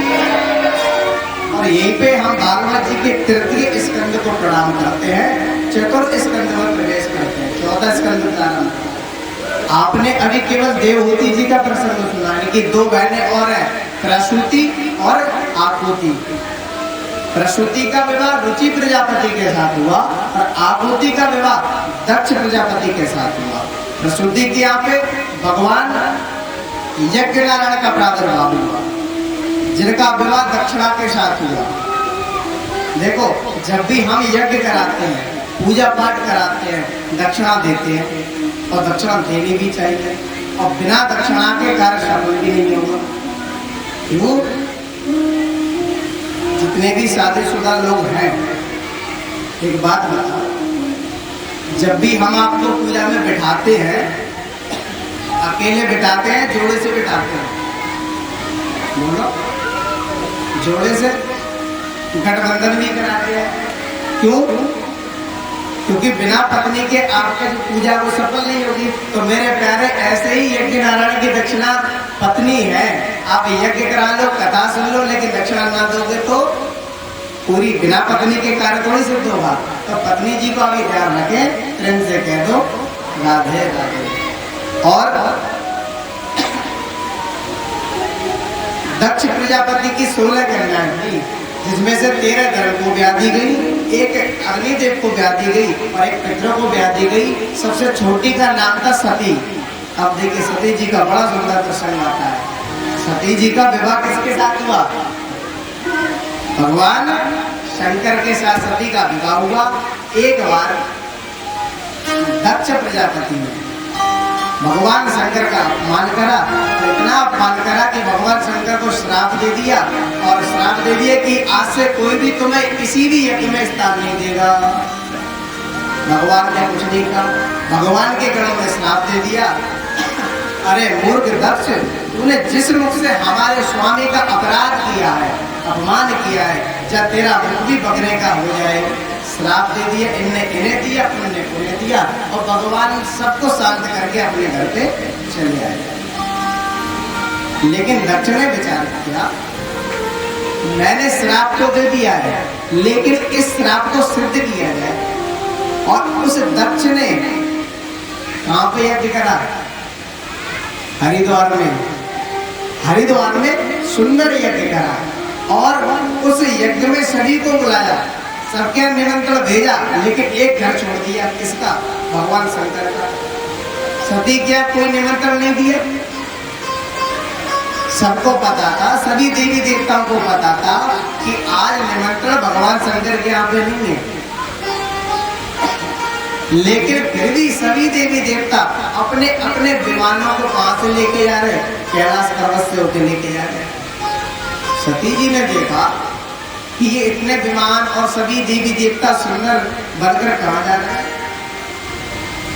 सती जी ने अगर ये चाहते देखते तो रास्ता तो और भी है, आकाश तो बहुत बड़ा है, इधर से भी अपना विमान निकाल लो, लेकिन कैलाश पर्वत से क्यों? क्योंकि इनको चढ़ाया तो जाए। देखो ये होते हैं बाहर वाले, ये होते हैं बाहर वाले। आज भाई भाई में फूट है तो पड़ोसी मजा ले जाएगा, भाई भाई में फूट है तो पड़ोसी आनंद ले जाएगा। अगर भाई ने कोई काम कर दिया और धोखे से बड़े भाई ने छोटे भाई को नहीं बुलाया, तो पड़ोसी क्या कहेंगे? अरे भाई तू यहाँ बैठा है, तेरे भाई ने तो बहुत बड़ा आयोजन करवा दिया, तुझे बुलाया ही नहीं। मतलब उसका भाई तुझे क्या पड़ी गई? वो बुलाए या ना बुलाए, तू जाए या ना जाए, लेकिन तुझे क्या? उसे केवल मजे लेने हैं। तो इसीलिए देवताओं का भी यही काम है। तो भगवान शंकर को निमंत्रण नहीं दिया तो नहीं दिया, तुम इधर से निकल जाते, उधर से क्यों निकले? आनंद तो ले ले। और सती जी ने देखा तो पूछा कि अरे देवी कहाँ जा रही हो? उन्होंने कहा जा खा रहे हैं देवी, तुम्हें ना पता, तुम्हारे पिताजी ने बहुत बड़ा यज्ञ करवाया है, उस यज्ञ में जा रहे हैं। उन्होंने कहा अच्छा, मैं तुम्हारे यहाँ निमंत्रण नहीं आया। उन्होंने अब क्या बोलती सती जी? सती जी ने कहा नहीं, निमंत्रण तो आया, मैं भूल गई, अभी मैं जाऊंगी। कह के आई सती अंदर आई, भगवान शंकर के चरणों में बैठी। भगवान शंकर ध्यान से बैठे हुए थे, पैरों को दबाने लगे। भगवान शंकर का नेत्र खुला। भगवान शंकर ने पूछा देवी क्या चाहिए? देखो जब पत्नी सेवा करने लग जाए बिना कहे तो समझ लेना आज कुछ चाहिए श्रीमती जी, इनकी कोई डिमांड है, आज सामने आने वाली है। भगवान शंकर ने कहा देवी जी आपको क्या चाहिए? उन्होंने कहा स्वामी चाहिए तो कुछ नहीं, लेकिन एक बात मैं आपको बताऊं। बताओ। उन्होंने कहा आपके ससुर जी के यज्ञ हो रहा है। सती जी क्या बोल रही है? आपके ससुर जी के यहाँ पे यज्ञ हो रहा है, ये नहीं कह रही मेरे पति के यहाँ पे यज्ञ हो रहा है, वो मेरे पिता के यहाँ पे यज्ञ हो रहा है। ससुर जी क्यों? क्योंकि अपने प्रभाव जागृत हो। आजकल मैं सही बता रहा हूँ, 100% बता रहा हूँ, कई घर तो इसी में बिगड़ जाते हैं। जो ज्यादा स्त्रियां माताएं ज्यादा करती है, मेरा भाई और मेरे पिताजी और मेरा ये मेरे मैके में वो है, जो ज्यादा मैं अपना करती नहीं है, तो ज्यादातर उन्हीं के घर में रह जाते। वो कहता तो ठीक है, तो अपने घर में, मेरे घर क्या कर रही है? मतलब तेरा यहाँ पे कुछ नहीं है, वहां पर तो वहीं पे चली जाए। तो कहने का मतलब है कि माताओं को ज्यादा, देखो मैका है लेकिन उसको ज्यादा जाहिर किया जाए क्या फायदा है? अब पति की आप हो तो पति की पढ़ाई करो, पति के घर वालों से प्रेम करो, इनकी प्रतिष्ठा में अपनी प्रतिष्ठा समझो। अपनी जो थी तो थी, लेकिन अब पति की प्रतिष्ठा में आपकी प्रतिष्ठा है। इसीलिए सती जी ने कहा कि आपके ससुर जी के यहाँ पे एक गोरा है, अगर कहती मेरे पिताजी की एक गोरा है तो कह देते ठीक है, तो तुम चली जाओ अपने पिताजी के घर। लेकिन उन्होंने कहा कि आपके सफेद लेके आओ। भगवान शंकर ने कहा अच्छी बात है, यह गोरा है, फिर क्या करना चाहिए? चलना चाहिए। भगवान शंकर ने कहा निमंत्रण आया? हमने कहा निमंत्रण तो आया नहीं, हो सकता है पिताजी भूल रहे हो, देना भूल रहे हो, और या फिर पिताजी ने निमंत्रण भेजा होगा लेकिन दूत नहीं आया वो देने के लिए, लेकिन चलना चाहिए। भगवान ने कहा देखो बिना बुलाए नहीं जाना चाहिए। हालांकि भगवान ने कहा कि बिना बुलाए 4 स्थानों पर जाना चाहिए। बेटी अपने मायके पिता के घर बिना बुलाए जा सकती है। मित्र अपने मित्र के घर बिना बुलाए जा सकता है। कोई कार्यक्रम हो रहा हो, मित्र मतलब हमारे घर मित्र के घर में है या पिता के घर में है, तो दोनों जगह जा सकते हैं। और तीसरा स्थान है जब भगवान की कथा होती हो, मंदिर हो, वहां पे बिना बुलाए भी जा सकते हैं। और चौथा स्थान है गुरु स्थान। हमने जिससे गुरु मान लिया, जिससे गुरु मंत्र ले लिया है, उनके घर तो आधी रात चलेगा गुरु जी जो ठहरे। हाँ, इसीलिए कहा देवी मैं जानता हूं इन 4 स्थानों पर बिना बुलाए जाने चाहिए, लेकिन कब? जब सामने वाला भूल गया हो तब। जान पूछ के नहीं आना चाहिए। अब जान पूछ के अब हम तो जाए, हम सोचे कि हमारे मित्र के यहाँ पे भाई कार्यक्रम हो रहा है और मित्र हमें बुलाना भूल गया होगा और हम खुशी होके चले जाएं और मित्र हमें देख के एकदम मुख उदास कर ले कि ये कहाँ से आ गया, इसको तो मैंने बुलाया ही नहीं। तो ऐसी जगह नहीं जाना चाहिए जहाँ पे अपमान हो। ऐसी जगह चाहे पिता का घर हो, मित्र का घर हो, कहीं भी हो, ऐसी जगह नहीं जाना चाहिए। उन्होंने कहा नहीं आप ऐसी बात क्यों कर रहे हैं, मेरे पिताजी मेरा अपमान क्यों करेंगे, आपका अपमान क्यों करेंगे। तब जाके उन्होंने पूरी बात बताई, आज तक नहीं बताई। लेकिन जब बात चली आई तो बताई कि देवी एक बार आपके पिता ने हमारा बहुत बड़ा अपमान किया और हमें श्राप दिया, और आज उसी श्राप को सिद्ध करने के लिए यह किया जा रहा है और कोई कारण नहीं है। देवी जी ने कहा अच्छा आपने बताया क्यों? अब तो हम जरूर जाएंगे। क्यों? हमारे पति का अपमान किया है, हम भी तो देख के आए हमारे पिता क्या कर रहे हैं, हम भी तो देखें। भाई एक पतिव्रता नारी सब कुछ बर्दाश्त कर सकती है, लेकिन जब बात पति पे आ जाए तब चुप नहीं बैठ सकती। उन्होंने कहा अब तो हमें जाना चाहिए। उन्होंने कहा देवी मान जाओ मत जाओ, भगवान ने खूब समझाया, लेकिन होई है वही जो नाम रचिना, होई वही जो नाम रचिना, होई है वही जो नाम रचिना, होई वही जो नाम रचिना।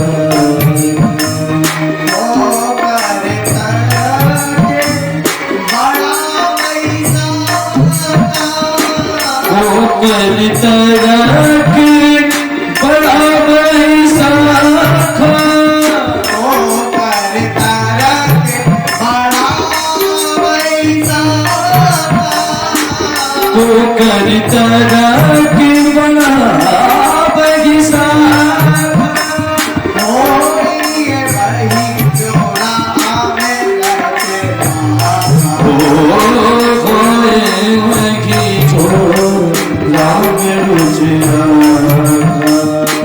भगवान ने कहा होना वही है।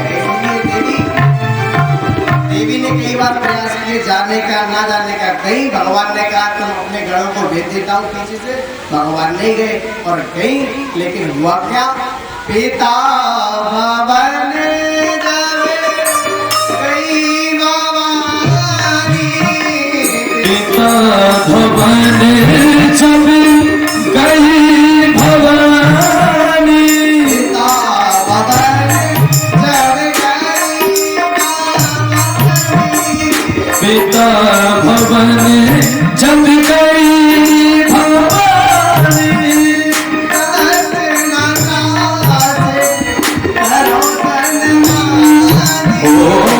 दक्षिण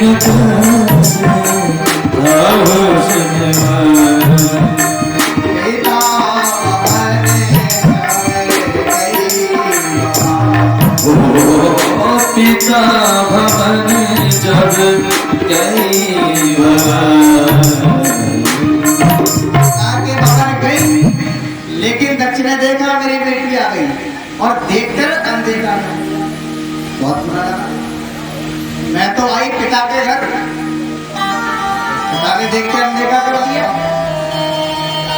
जितने देवी देवता थे जो सभी प्रणाम किया करते थे दूर से, और आज राम राम भी नहीं कर रहे। सती जी को बड़ा गलत लगा। सती जी ने कहा ये क्या हुआ, लेकिन सादर भला ही मेरी एक माता, सादर भले ही मेरी एक माता, सादर भला ही मेरी एक माता, सादर भले ही मेरी एक माता, भागनी मेरी बहुत मुस्कान। ओ भगिनी मेरी बहुत मुस्कान। है, सभी का स्थान है, लेकिन मेरे पति का स्थान नहीं। सभी के नाम की आहुतियां लग रही हैं, लेकिन शिवशंकर के नाम की एक भी आहुति नहीं। मैंने कहा ना, एक पतिव्रता नारी सब कुछ सहन कर सकती है, लेकिन पति का अपमान नहीं। सती जी ने सोचा कि ये अपमान कर कौन रहा है, मेरे पिताजी। सोचती है कि मैं अपने पिताजी को क्या दंड दूं, फिर सोचती है पिताजी को दंड दे कैसे सकती हूँ, आखिर पिताजी है, उन्होंने मुझे ये जीवन दिया है, ये शरीर दिया है, मैं पिता को कैसे दंड दे सकती हूँ। फिर सोचती है अगर इस शरीर को लेके मैं अपने पति के घर पे गई तो मेरे पति जब मुझे देखेंगे तो कहेंगे आइए दक्ष कुमारी। जब वो मेरे नाम से पहले मेरे पति पिता का नाम लेंगे तो मुझे फिर यही अपमान याद आ जाएगा कि मेरे पिता ने मेरे पति का अपमान किया, करूं तो करूं क्या, विचार करने लगती है। और सोचती है कि अब इस शरीर को लेके नहीं जाऊंगा और ना इस शरीर से अब इस संसार में रहूंगी। और आसे कह योग अग्नि तनुजारा, आसे कह योग अग्नि तनुजारा, आसे कह योग अग्नि तनुजारा, आसे कह योग अग्नि तनुजारा, पाया हो सकल मुके आहारा, भय हो सकल मुखे आकारा,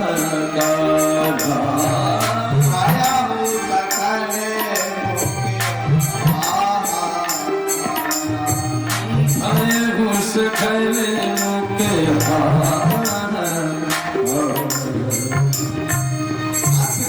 योग अग्नि तनुजारा।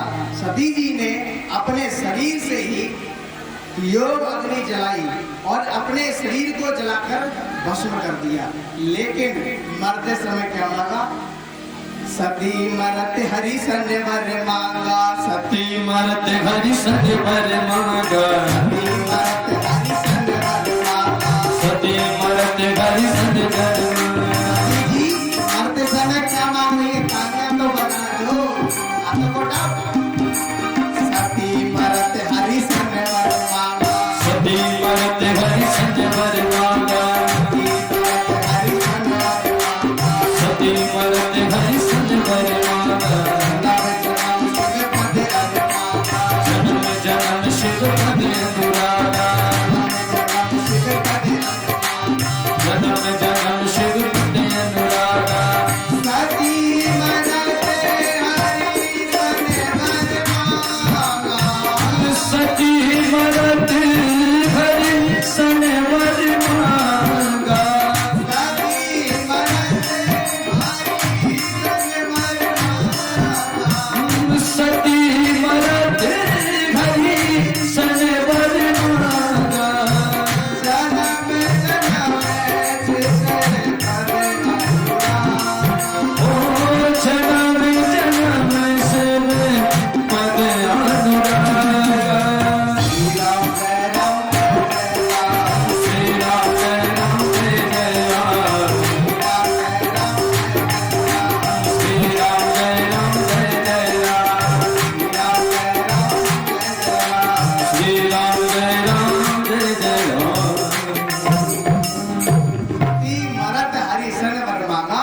और जन्म जन्म सिर पर अनुरागा। एक ही वरदान मांगा, जब भी मेरा अगला जन्म हो भगवान शिव शंकर की पत्नी बनकर प्रकट, ऐसा वरदान मांगा। देखिए मीडिया का काम जानते हैं, मीडिया जानते हैं, पत्रकार, इनका काम क्या है? जरा सी बात को लंबा कर देना, यही तो है। और पहले भी मीडिया होती थी, पहले भी पत्रकार थे, नाम था नारद जी संवाददाता। और संवाददाता ने जब ये खबर पहुंचाई कैलाश पर्वत पर, कहा कि अरे भोले बाबा, आप यहाँ पर बैठे हुए हैं और आपकी पत्नी को आपके ससुर जी ने यज्ञ मंडप में जलाकर भस्म कर दिया।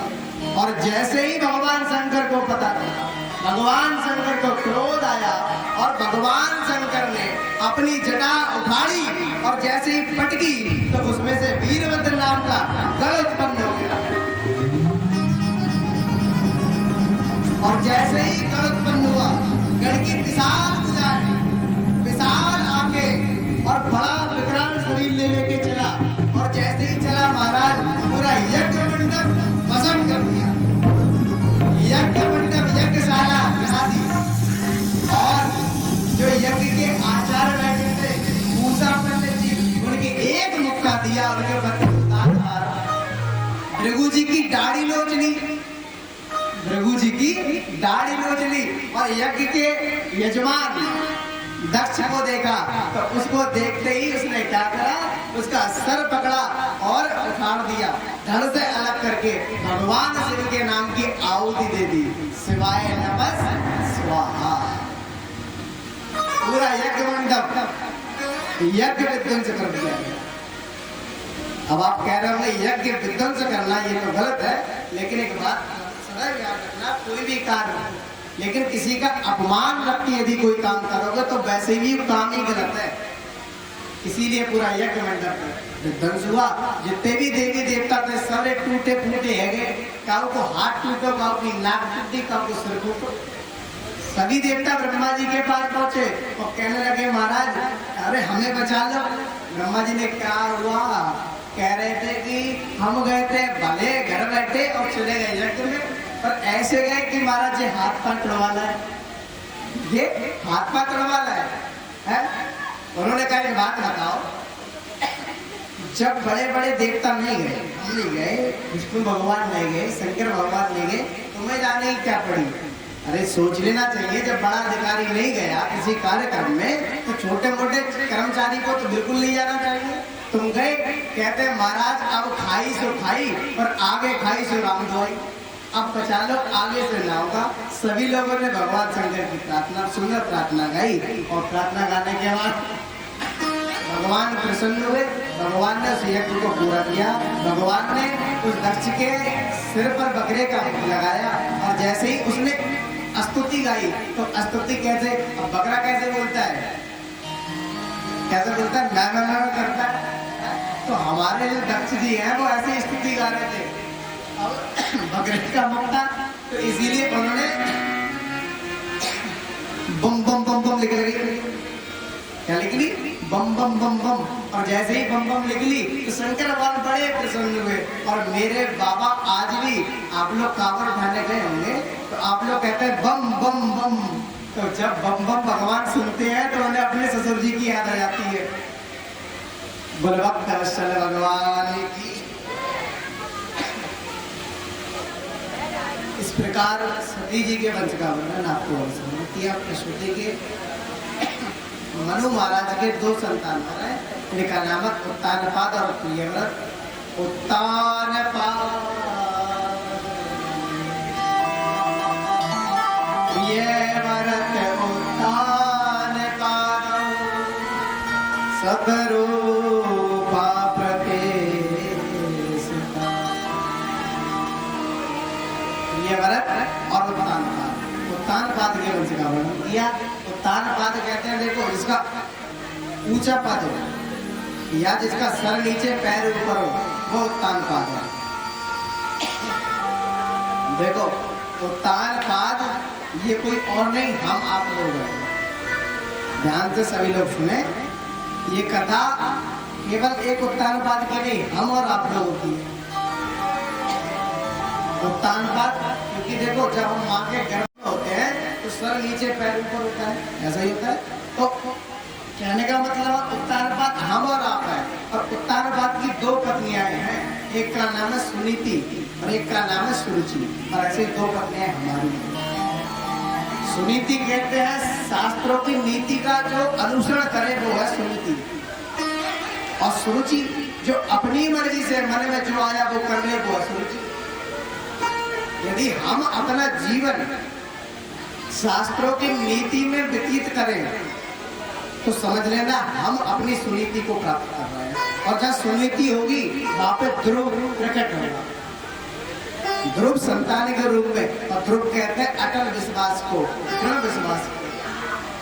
मनु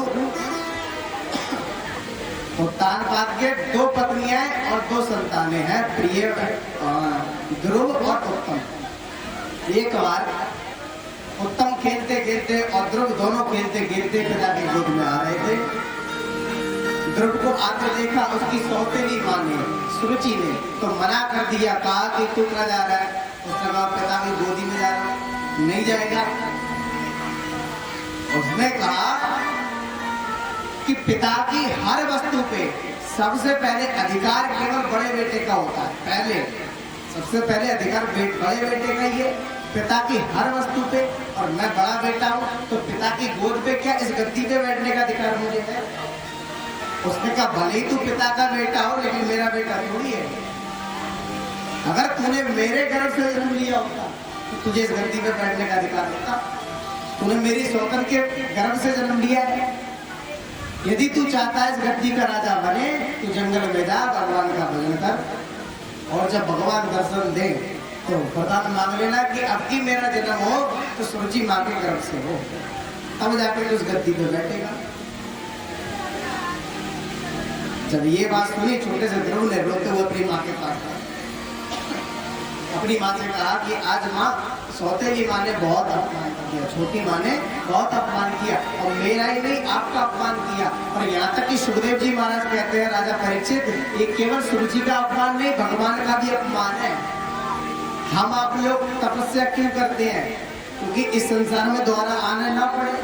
लेकिन सुरुचि कह रही है कि भगवान से वरदान मांगना कि मेरी कोख से तेरा जन्म हो जाए। तो यानी सुरुचि ने अपनी कोख को, अपने आप को भगवान से भी बड़ा बना दिया। ये भगवान का भी अपमान हुआ। हाँ जी ना जी, हाँ जी ना जी, अरे बोलो तो सही, कैसे नींद आ रही है? क्या नींद आ रही है? एक भजन गाने फिर कथा में चले। तालियों की सेवा। ओ मुरली वाले ने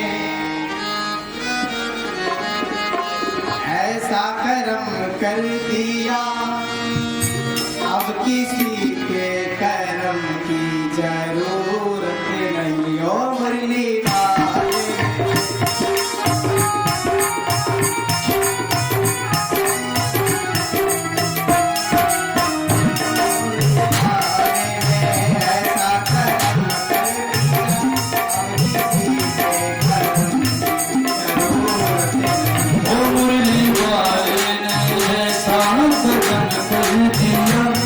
किसी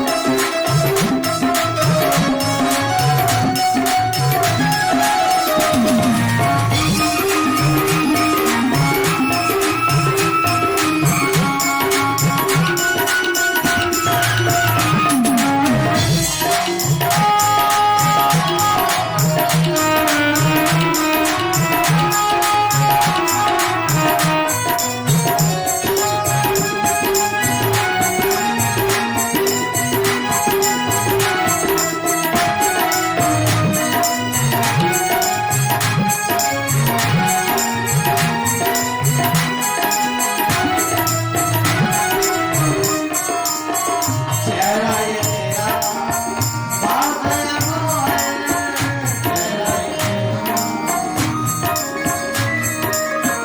चेहरा ये तेरा भाग गया मोह चेहरा तेरा भाग गया बाबे मन में समा गया मोह बाबुल मन में समा गया मोहन अब किसी और चेहरे की अब किसी चेहरे की मुरहत नहीं और जब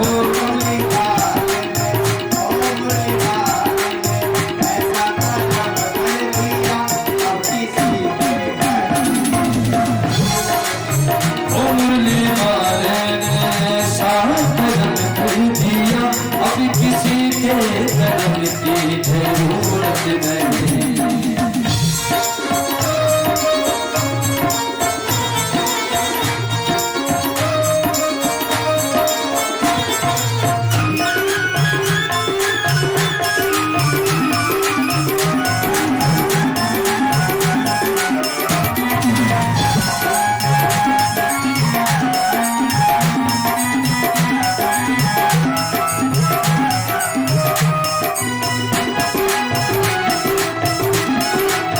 और मुरली वाले ने और बंसी वाले ने ये क्या दुनिया में एक बार बहुत उड़ाई ऊपर दादियों की सेवा करते हुए और मुरली वाले ने और बंसी वाले ने और मुरली वाले ने और बंसी वाले ने साथ कदम कर दिया अब किसी के कदम की जरूरत नहीं अब किसी के कदम की जरूरत नहीं अब किसी के कदम की जरूरत नहीं अब किसी के कदम की जरूरत नहीं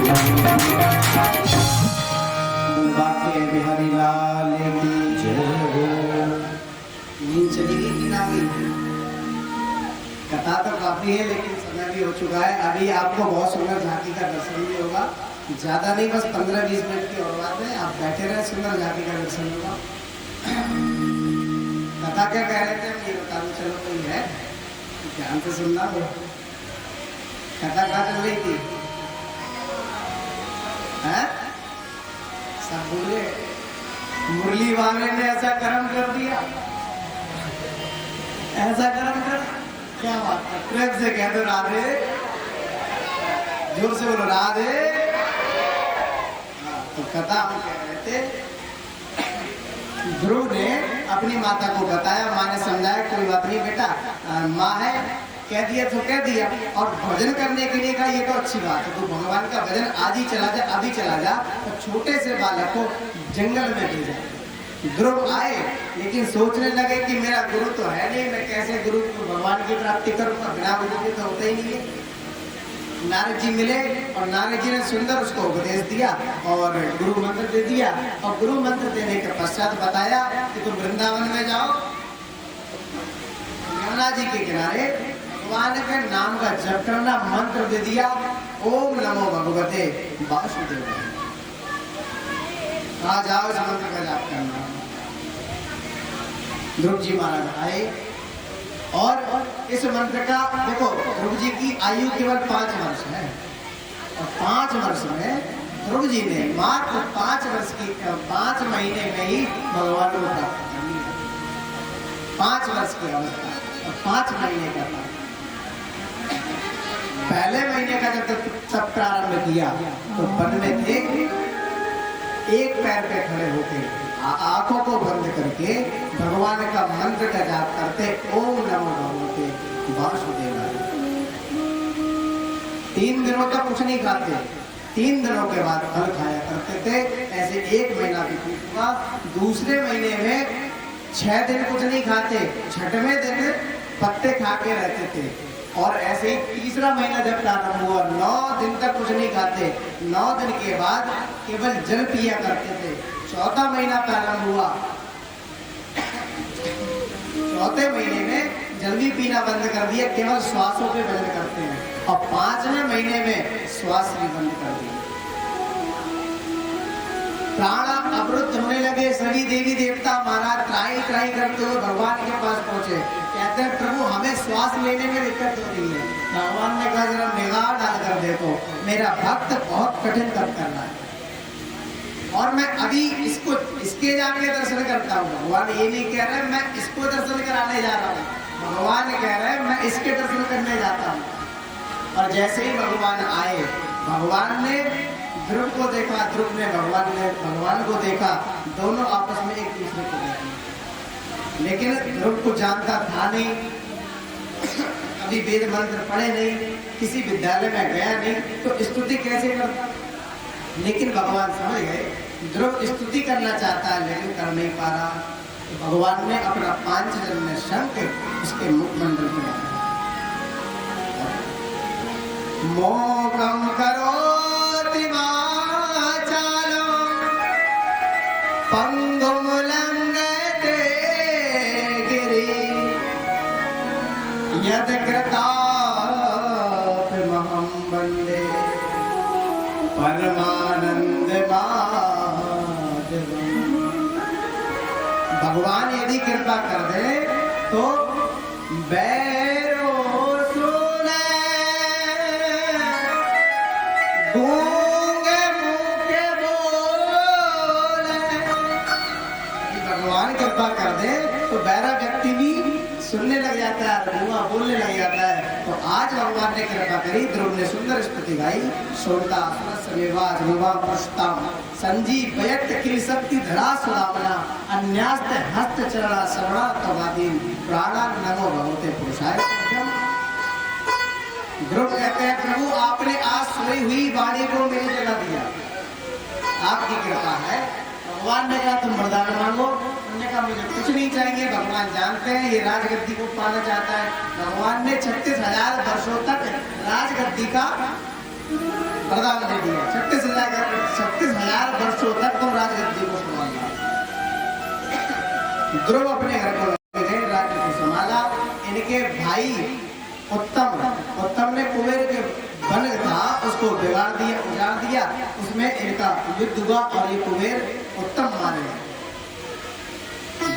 ध्रुव ने अपने भाई का बदला लिया, कहता तो बहुत अच्छी है और विस्तार भी है, लेकिन सचमुच में आप संभल करें। और इस प्रकार उन्होंने अपने भाई का बदला लिया, कई निरपराधी लोगों को मार दिया। मारने के बाद इनको सुंदर उपदेश मनु महाराज से हुआ, तब जाकर उन्होंने उनसे माफी याचना की और अंत में इन्होंने मृत्यु पे विजय प्राप्त की। ऐसा इस संसार में कोई नहीं है, जो आया है सो जाएगा, मर के जाएगा, जीवित नहीं जाएगा। लेकिन ध्रुव जी महाराज 7 शरीर ऊपर लेते, ध्रुव जी महाराज को मृत्यु में नहीं पकड़ा।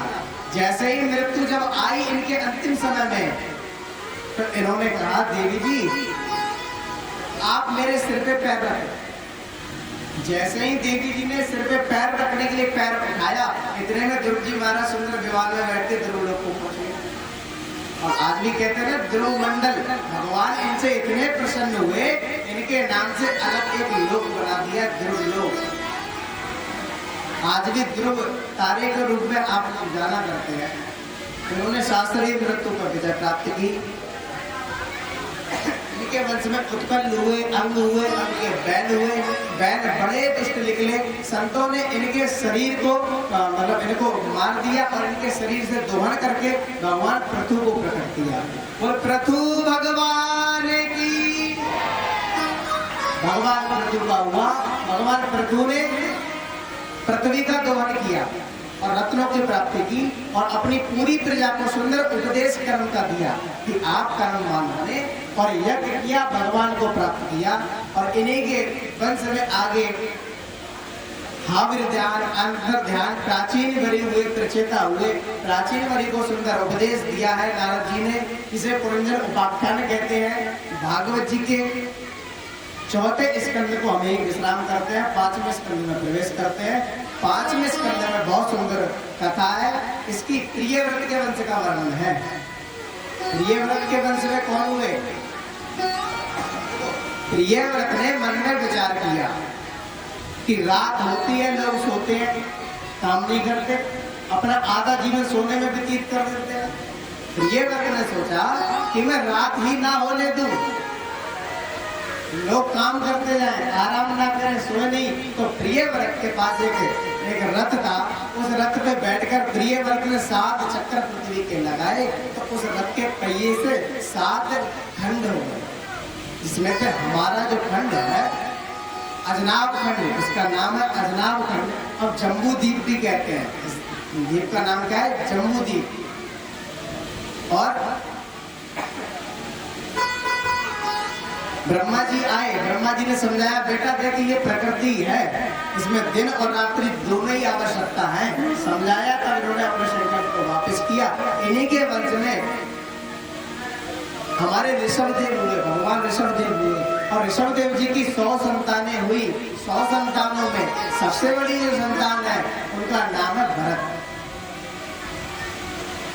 इन्होंने सुंदर अपनी संतान को उपदेश दिया, कहा कि हमारा जन्म केवल इस संसार के भोगों के लिए नहीं हुआ है, ना हम देव देह बाजार लोकान काष्टान कामन कामन ध्येयम, केवल काम के लिए नहीं हुआ है, परमात्मा की प्राप्ति के लिए हुआ है। सुंदर उपदेश दिया। 100 संतानों में से 99 तो उसी समय विरक्त हो गई। 100वीं सबसे बड़ी जो थी पहली, वो राजगद्दी को संभालने भरत जी के मन में विचार आया कि मैं भी वन में जाऊं। भरत जी ने अपने पुत्र को बिठाया गद्दी पे, वन में गए और सुंदर भगवान का भजन किया। लेकिन कहते हैं आए थे हरि भजन को और टोटल लगे कपाश। गए थे भगवान का भजन करने के लिए, लेकिन उन्होंने एक दृश्य देखा कि एक हिरणी जलपान कर रही थी। वह जलपान कर रही थी, गर्भवती थी, उसके पेट में एक बच्चा था। और उसी समय एक शेर आया, शेर ने दहाड़ लगाई, और जैसे ही शेर की दहाड़ उस हिरणी ने सुनी तो वो पानी में गिर गई, और उसका जो बालक था उसने जन्म ही जन्म ले लिया। भरत जी ने जब ये देखा तो भरत जी के मन में दया आ गई कि इस बच्चे को बचाओ, और नहीं बचाऊंगा तो ये मर जाएगा। इसको बचाने के लिए जल में कूदे, बच्चे को बचा के लाए। लेकिन ये तो ठीक था, संत का काम है, साधु का काम है बिगड़ते हुए को सुधारना, लेकिन उसी में खुद रम जाए तो संत नहीं है। भरत जी ने ये काम अच्छा किया, लेकिन एक गलती भरत जी से हो गई, उसके मोह में फंस गए। दिन रात उसी का चिंतन करते, अंतिम समय जब आया तो उनको भी हिरण बनना पड़ा। दूसरा जन्म हुआ, हिरण बने। लेकिन पूर्व जन्म का याद था कि किस प्रकार में हिरण बना।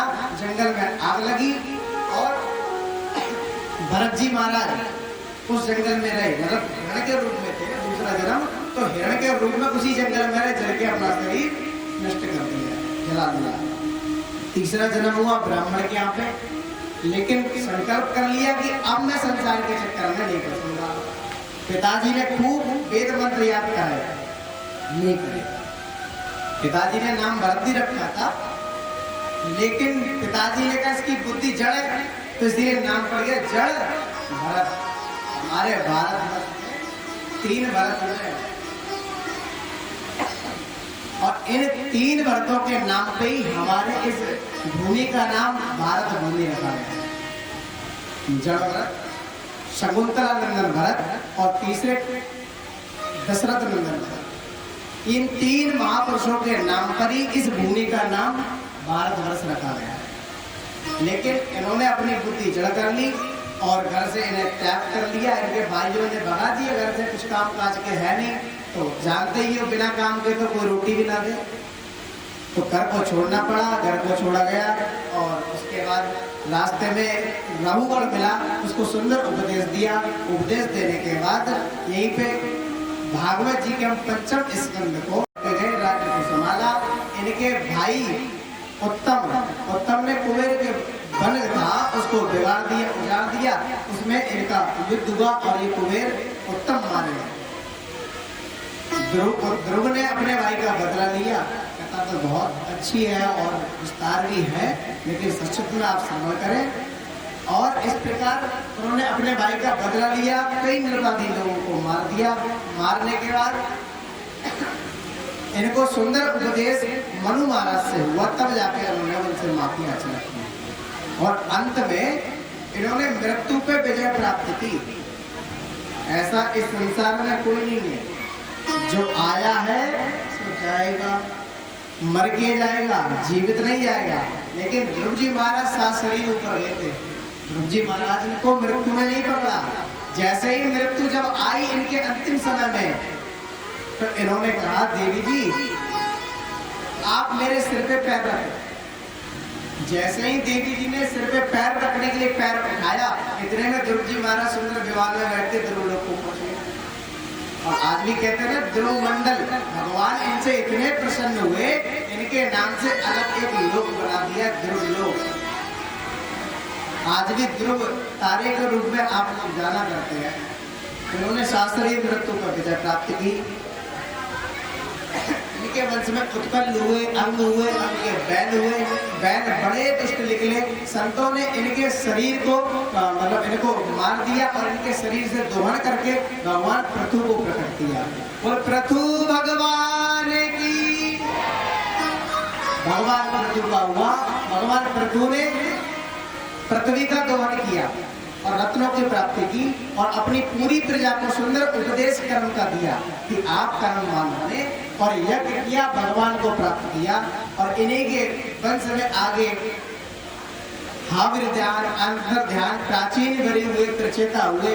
प्राचीन वरी को सुंदर उपदेश दिया है नारद जी ने, जिसे पुरंजन उपाख्यान कहते हैं। भागवत जी के चौथे स्कंद को हम एक विश्राम करते हैं, पांचवें स्कंद में प्रवेश करते हैं। पांचवें स्कंद में बहुत सुंदर कथा है। इसकी प्रियव्रत के वंश का वर्णन है। प्रियव्रत के वंश में कौन हुए? प्रियव्रत ने मन में विचार किया कि रात होती है, लोग सोते हैं, काम नहीं करते, अपना आधा जीवन सोने में व्यतीत कर देते हैं। प्रियव्रत ने सोचा कि मैं रात ही ना होने दूं, लोग काम करते जाएं, आराम ना करें, सोए नहीं। तो प्रियव्रत के पास एक रथ था। उस रथ पे बैठकर प्रियव्रत ने 7 चक्कर पृथ्वी के लगाए, तो उस रथ के पहिए से 7 खंड हो गए, जिसमें से हमारा जो खंड है अजनाब खंड, इसका नाम है अजनाब खंड। अब जम्बू द्वीप भी कहते हैं। इस द्वीप का नाम क्या है? जम्बू द्वीप। और ब्रह्मा जी आए, ब्रह्मा जी ने समझाया बेटा देखिए ये प्रकृति है, इसमें दिन और रात्रि दोनों ही आवश्यकता है। समझाया, तब इन्होंने अपने संकल्प को वापस किया। इन्हीं के वंश में हमारे ऋषभदेव हुए, भगवान ऋषभदेव हुए। और ऋषभदेव जी की 100 संतानें हुई। 100 संतानों में सबसे बड़ी जो संतान है उनका नाम है भरत।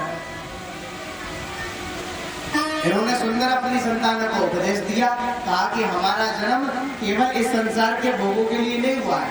ना हम देव देह बाजार लोकान काष्टान कामन कामन दैयम, केवल काम के लिए नहीं हुआ है, परमात्मा की प्राप्ति के लिए हुआ है। सुंदर उपदेश दिया। 100 संतानों में से 99 तो उसी समय प्राप्त हो गई।